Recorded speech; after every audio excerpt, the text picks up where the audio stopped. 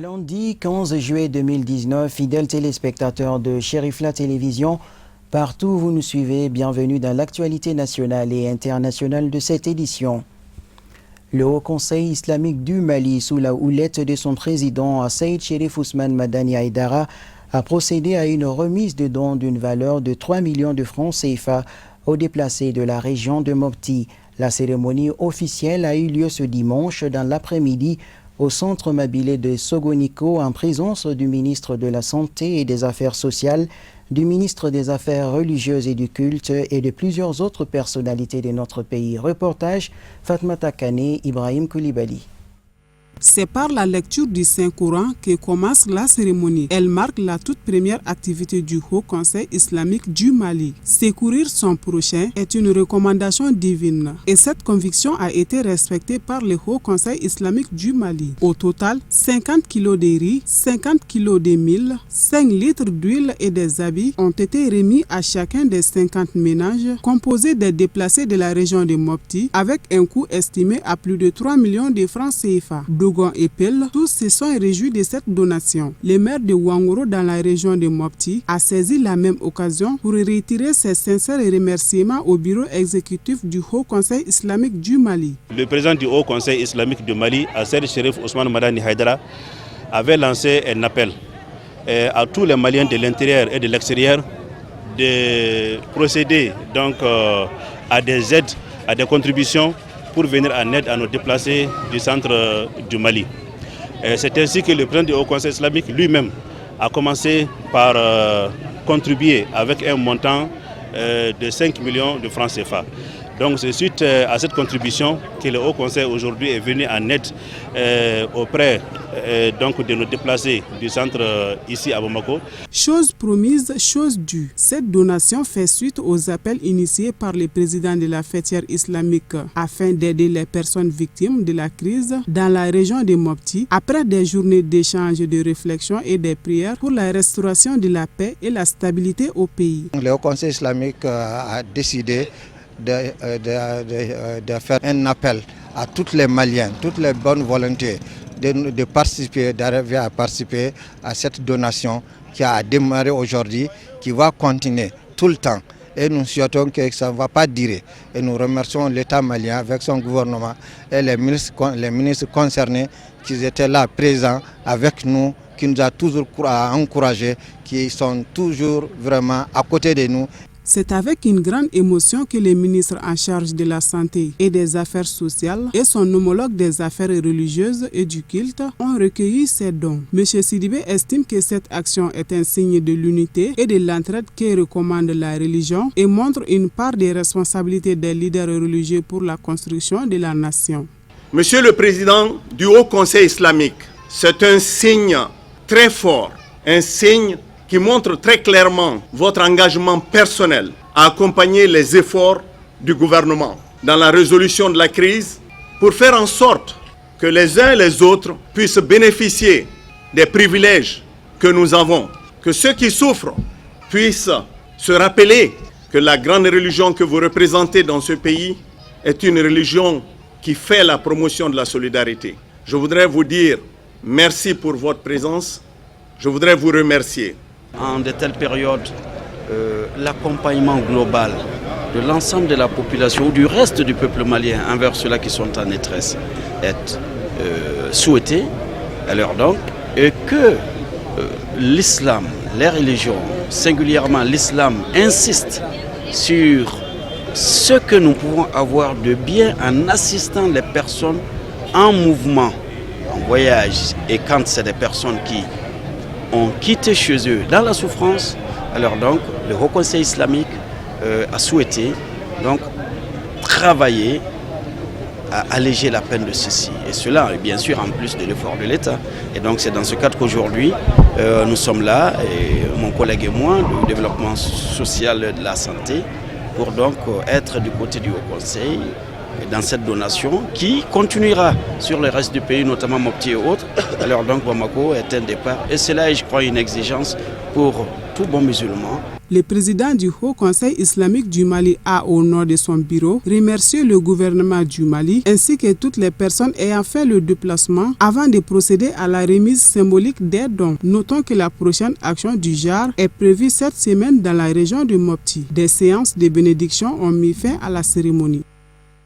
Suite à l'élection de Saïd Cherif Ousmane Madani Haïdara à la tête du Haut Conseil islamique du Mali, une délégation du groupement des leaders spirituels musulmans a été envoyée par le bureau AMUPI de la sous-section de Sido dans le cercle de Bougouni. L'objectif étant d'adresser leurs sincères félicitations et remerciements au guide pour son élection à la tête de l'instance dirigeante islamique de notre pays. La rencontre s'est déroulée le jeudi 11 juillet 2019 à Bangoni Djanginebougou, en commune 1 du district de Bamako. Pour plus de précisions, écoutons les propos de Daouda Kone, membre du bureau AMUPI de la sous-section de Sido, au micro de Louti Sidibé. Ce soir, nous sommes à Bamako ici pour rendre visite au guide spirituel Cherif Ousmane Madani Haïdara. C'est une délégation envoyée par le bureau AMUPI de la sous-section de Sido et le bureau leader. Donc cette délégation a été envoyée par ces structures pour venir adresser leur message de salutation au guide spirituel. Vraiment, on peut dire que nous sommes satisfaits beaucoup, nous sommes beaucoup satisfaits parce que on nous a bien accueillis. Bon, et nous avons vu, nous avons expliqué ce que nous voulons et vraiment on a été satisfaits de la mission. L'Union nationale des médersa arabo-islamiques du Mali, conduite par son président, Cheikh Mahamadou Moussa Wagué, a rendu une visite de courtoisie au président du Haut Conseil islamique du Mali, guide spirituel des Ansar. Objectif, le féliciter pour sa brillante élection à la tête de l'organisation fêtière de la communauté musulmane de notre pays. Loutou Sidibé avec le commentaire de Tata Touré. Par cette visite de courtoisie, les responsables de l'Union des médersa du Mali ont tenu non seulement à féliciter le guide spirituel des Ansar, Saïd Cherif Ousmane Madani Haïdara, mais aussi et surtout lui réitérer leur soutien et engagement après sa brillante élection à la tête du Haut Conseil islamique du Mali le mois d'avril dernier. Une occasion également pour les visiteurs de dresser un bilan de la situation actuelle de l'Union dont l'objectif vise essentiellement à promouvoir l'islam et la langue arabe à travers le monde. C'est donc en raison du rôle prépondérant du Haut Conseil islamique entre l'État et les religieux qu'un document officiel a été remis au président de la fêtière islamique par l'assistance pour plaider en leur faveur. Le guide spirituel des Ansar, Saïd Cherif Ousmane Madani Haïdara, très ému d'avoir reçu ses collaborateurs et frères religieux, leur a donné l'assurance de toute sa disponibilité pour défendre leur cause. Notons que la visite tant significative a pris fin par des bénédictions à l'endroit du guide pour l'aider à relever les défis qui l'attendent. Plutôt un commentaire de Amadou Diara. Le collectif de 13 chefs de quartier dans la commune de Wélé-Sébougou a tenu une assemblée générale ce dimanche 14 juillet dans la cour du chef de village de Mana. Objectif, informer l'opinion nationale de l'annulation du processus de morcellement dans la dite localité et remercier chaleureusement le ministre de l'administration territoriale et de la décentralisation. Une rencontre qui vise aussi à remercier l'honorable Bourama Tidiane Traoré pour avoir fait preuve d'engagement et de détermination dans l'aboutissement de cette affaire. Nos envoyés spéciaux, Samaïla Sanogo, Draman Malé. La reconnaissance est un acte humanitaire fortement recommandé par nos valeurs sociétales. C'est fort de cette conviction que le collectif des 13 chefs de village dans la commune de Wélé-Sébougou a, au cours de cet espace d'échange, reconnu les efforts déployés en leur faveur par les plus hautes autorités avant de leur retirer toute leur gratitude. Satisfait de l'implication du ministre de l'administration territoriale et de la décentralisation et de l'honorable Bourama Tidiane Traoré, le collectif a tout d'abord affiché une lueur d'espoir avant d'égrener un chapelet de doléances, notamment l'engagement des autorités pour qu'une telle situation ne se reproduise plus. Côté autorité communale, cette décision d'annulation du processus de morcellement est accueillie avec un esprit d'adhésion totale. Si nous sommes appelés conseillers communaux, c'est grâce à la population. La défense de ces droits est une obligation pour nous, au dire des élus communaux. je soutiens très bien l'annulation. Je suis très satisfait parce que tout d'abord, nous sommes avec une population qui nous a d'abord élus. Voilà, donc si la population nous élit, c'est pour que nous puissions jouer notre rôle, notre devoir, voilà, et dans leurs attentes. Voilà, donc face à tout problème, on doit les aider. Donc on a été élus pour ça. Le député se doit de contrôler les actions gouvernementales, voire ses représentations pour le bien-être du paisible citoyen. Face à cette décision d'arrêt des travaux de morcellement dans la localité de Mana, je ne peux que me réjouir, dira l'honorable Traoré. Le député est le représentant du peuple. Et moi, je suis issu de ce peuple de Djitoumou, dans la commune rurale de Wolé-Sebougou, qui fait partie du cercle de Kati. J'ai été interpellé par le collectif de ces 13 chefs de village qui ont été victimes. Ils ont morcelé, ils ont vendu, ils ont spéculé comme ils veulent. Ils se sont accaparés de cette somme pour leurs propres biens. Donc tout le morcellement a été fait, aucun principe de l'art n'a été respecté. Et le code des collectivités a été violé. La constitution même a été violée. Après ce constat, le ministre a donné l'ordre au préfet vraiment d'écrire au maire d'annuler ces morcellements le plus vite possible. Dieu merci, aujourd'hui, le morcellement a été annulé par le maire, par écrit et adressé par le préfet, et nous avons ses copies. 865 terrains d'habitation, imaginez. De toute évidence, l'arrêt des travaux du morcellement dans les villages de Mana a été un véritable soulagement pour le collectif de ces 13 chefs de village, car il leur permettra de mieux s'occuper des travaux champêtres. L'actualité sur un autre plan, le traditionnel défilé du 14 juillet à l'occasion de la fête nationale française s'est déroulé dans un contexte particulier ce dimanche avec des heurts ayant occasionné plusieurs arrestations. Les organisateurs du défilé ont sorti le grand jeu pour une démonstration grandeur nature de la puissance militaire de la France en présence d'éminentes personnalités. C'est un commentaire signé Amadou Diarra. Comme chaque année, cette fête nationale est une occasion inouïe de sortir les feux d'artifice du 14 juillet. Entre émerveillement et relative accalmie sur les Champs-Élysées à Paris, la France a réussi son grand pari pour impressionner le monde et surtout les États-Unis d'Amérique dont le président Donald Trump s'est inspiré pour célébrer son Independence Day le 4 juillet dernier. Ce dimanche, tout commence dès la matinée par le défilé militaire qui fait place à la parade terrestre et aérienne sur l'avenue la plus célèbre de la capitale française et l'une des plus belles au monde.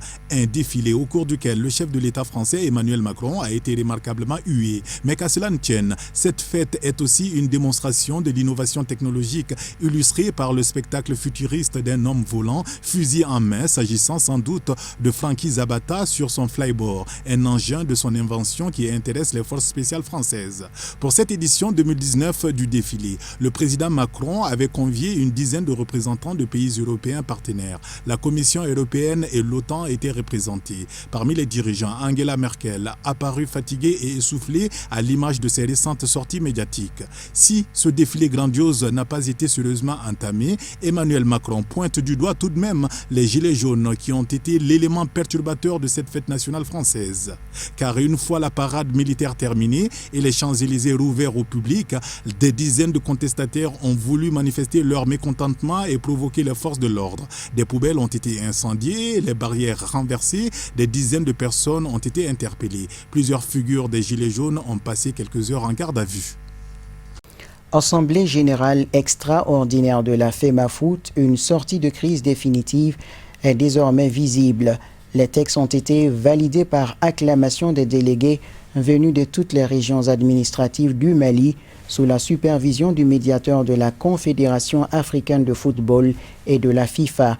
Un éventuel démarrage du championnat n'est plus qu'une question de temps.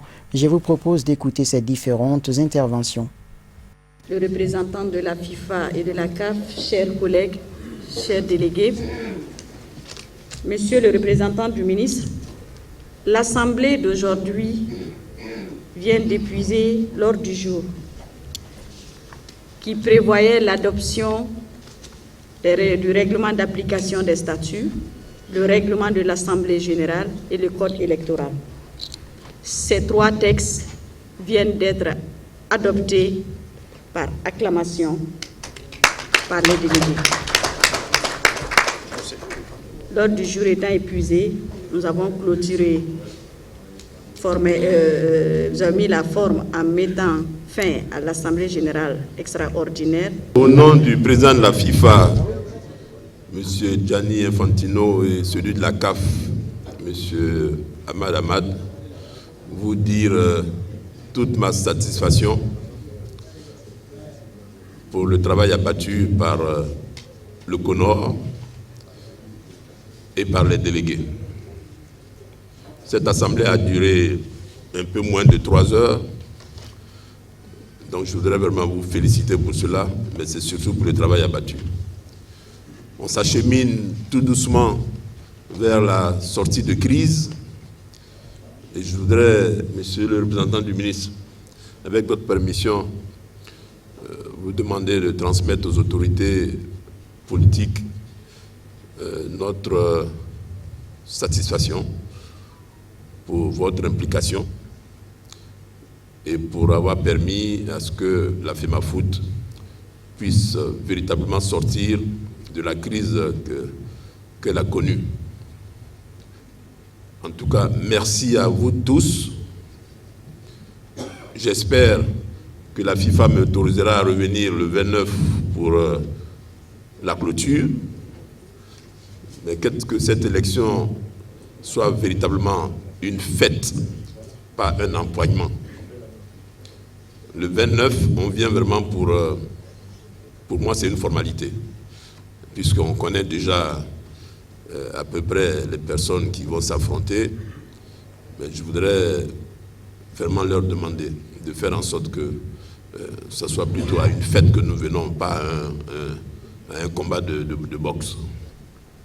Mesdames et messieurs, je n'ai point été surpris.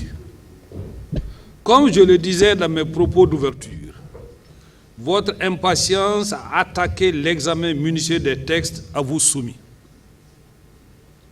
Vous venez ainsi d'examiner les textes inscrits à l'ordre du jour de l'Assemblée générale extraordinaire et de les adopter, comme l'a répété tout de suite Madame la Présidente du CONOR, par acclamation.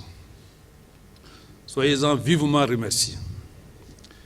Les échanges, j'en ai eu les échos, se sont passés dans la courtoisie, la fraternité, et ce climat serein et la qualité des débats ont permis d'aller à des conclusions pertinentes.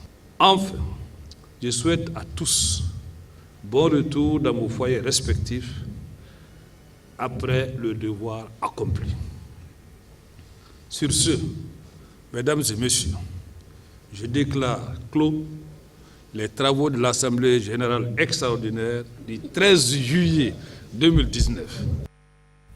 Suivons à présent le tour d'horizon de l'actualité internationale en bref et en images, une compilation de Sadio Sidibé.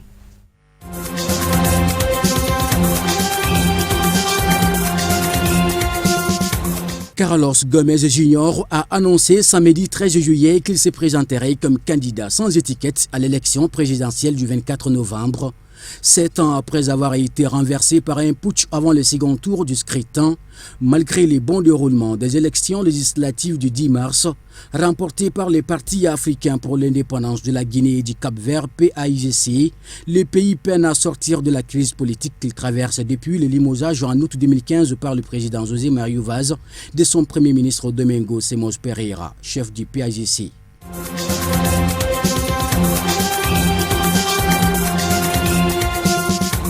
L'actualité en Afrique du Sud, l'ère des explications a sonné. L'ex-président sud-africain Jacob Zuma a comparu ce lundi 15 juillet devant une commission d'enquête pour y répondre à des témoignages accablants qui l'accusent d'avoir généralisé la corruption à la tête du pays. L'ancien chef de l'État, 77 ans, est notamment soupçonné d'avoir accordé illégalement des jutés contrats publics et des avantages indus à une sulfureuse famille d'hommes d'affaires indiens dont il est proche, les Gupta.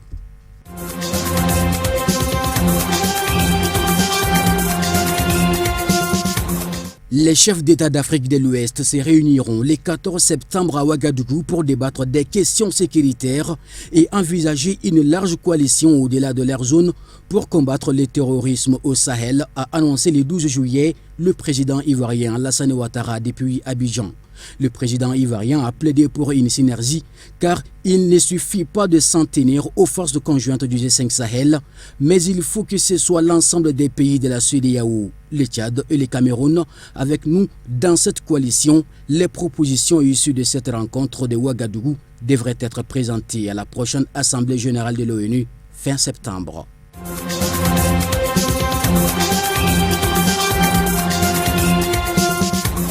L'actualité aux États-Unis, une panne d'électricité a privé des courants de plus de 13 000 habitations et commerces de Manhattan, plongeant dans les noirs des stations de métro, bloquant des ascenseurs et éteignant des feux de circulation, ainsi que les enseignes lumineuses de Times Square, au lieu touristique de New York. Le problème qui serait dû à l'explosion d'un transformateur électrique a également touché plusieurs théâtres et stations du métro new-yorkais. L'incident a mis hors service un certain nombre de feux de signalisation, provoquant d'importants embouteillages tandis que les véhicules de secours tentaient de se frayer un passage.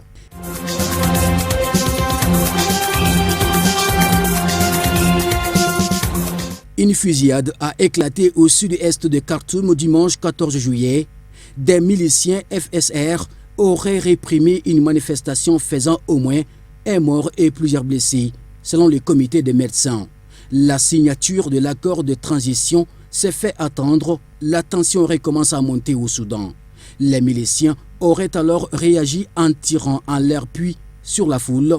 L'association des professionnels soudanais APS a aussitôt demandé aux Soudanais de lui transmettre des preuves.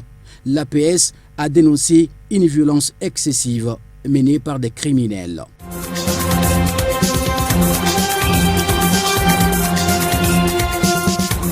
Et enfin, pour terminer, sport. Après la qualification de leur équipe pour la finale de la CAN 2019, les supporters de l'Algérie ont laissé éclater leur joie dans plusieurs villes françaises, à Paris, Marseille ou encore Lyon. Quelques heurts et incidents ont été signalés. Les échauffourées se sont poursuivis aux premières heures de la journée du lundi, alors que plusieurs feux de poubelle ont été traités par les marins-pompiers de Marseille.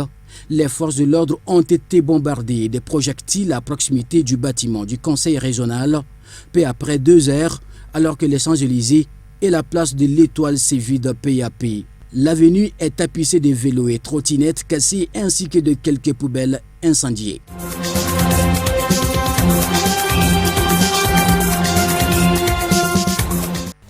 L'actualité sportive du continent africain à présent. Le Sénégal s'est qualifié en finale de la 32e édition de la Coupe d'Afrique des Nations de football après 17 ans. Les Lions de la Teranga ont trouvé le chemin des filets sur une faute de main du portier tunisien dont le dernier rempart n'a pas su s'empêcher de conduire la balle dans ses propres buts. La seconde demi-finale a été remportée par les Fennecs de l'Algérie face aux Super Eagles du Nigeria. Après un gros travail dans le couloir droit de Mahrez, Ekong trompait son propre gardien en déviant de la hanche le centre du capitaine de l'Algérie. 1-0, c'est le score à la pause. En seconde période, les Nigérians dominent le jeu et obtient un penalty après intervention de la VAR sur une main de Mandi à la suite d'une frappe d'Ebeto. Sans trembler, Igalo égalisait et pensait envoyer l'Algérie en prolongation. 1-partout à la 72e minute du jeu. Dans les temps additionnels de la prolongation, l'Algérie obtient un coup franc à l'entrée de la surface. Riyad Mahrez prend ses responsabilités et dépose le ballon dans la lucarne pour envoyer tout un peuple en finale de la Coupe d'Afrique des Nations. C'est ce qui met fin à cette édition qui vous a été proposée par l'ensemble de la rédaction de Cherifla Télévision. Merci à vous de l'avoir suivi. Excellente suite de programmes sur Cherifla Télévision et à demain.